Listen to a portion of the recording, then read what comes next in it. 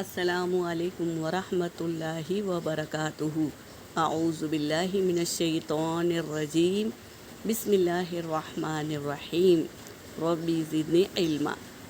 آج ہم ادنائے حلق یعنی اوپری حصہ، حلق کا اوپری حصہ، اس میں سے دو حروف نکلتے ہیں، غین اور خا۔ غین اور خا پر اور باریک میں فرق نہ کرنے کی وجہ سے غلطی ہوتی ہے۔ غین اور خا میں پر اور باریک میں فرق نہ کرنا، اس سے غلطی ہوتی ہے۔ ادنائے حلق، حلق کا اوپری حصہ، اوپر والا حصہ جو منہ کے جانب ہے، وہاں سے غین اور خا نکلتا ہے۔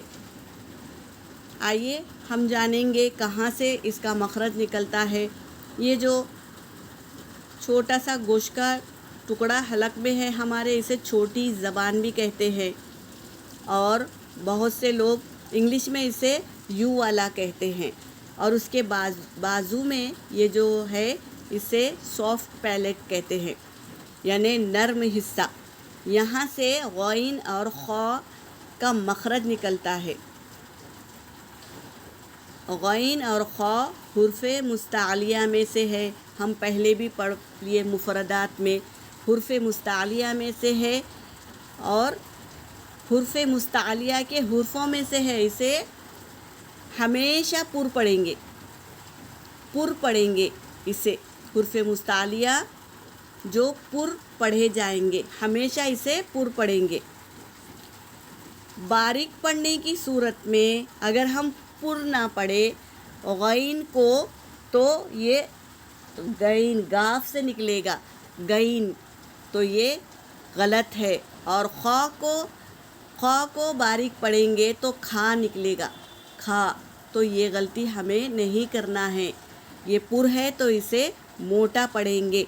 جیسے ہم مشق کریں گے، ہم ڈاکٹر کے پاس جاتے ہیں تو ڈاکٹر کیا کہتا ہے کہ تمہارے گلے میں انفیکشن ہو گیا ہے، اسے کنکنے پانی، نمک کے پانی سے غرارہ کرو۔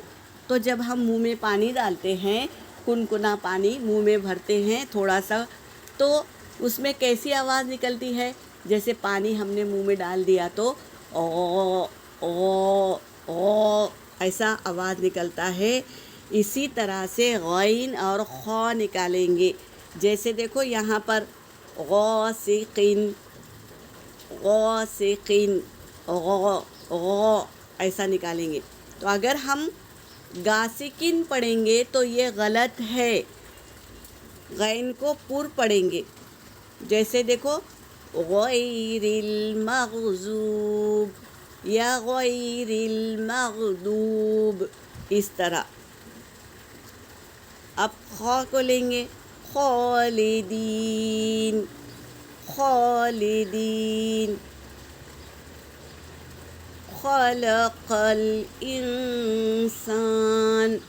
تو اگر ہم اس کو چھوٹے کاف سے پڑھیں گے تو خلق الانسان ہوگا، یہ غلط ہے، اسے ہم پر ہی پڑھیں گے، خلق الانسان، اس طرح۔ آج ہم غین اور خا کا مخرج جانے ہیں، تو یہ ہمارے حلق کے مخرج الحمدللہ پورے ہو چکے ہیں۔ آپ لوگ وہاں مخرج نکلنے کی جگہ کو دیکھ لیے ہیں۔ اب جب بھی آیتوں کو حروف آئے، پر آئے، تو اس کا مخرج جانیں گے اور وہیں سے ہم حرف کو نکالیں گے تو صحیح اور درست نکلے گا انشاءاللہ۔ کوشش کرنا ہمارا کام ہے، اور ہدایت کا دینے والا اللہ ہے، اللہ ضرور ہدایت دے گا۔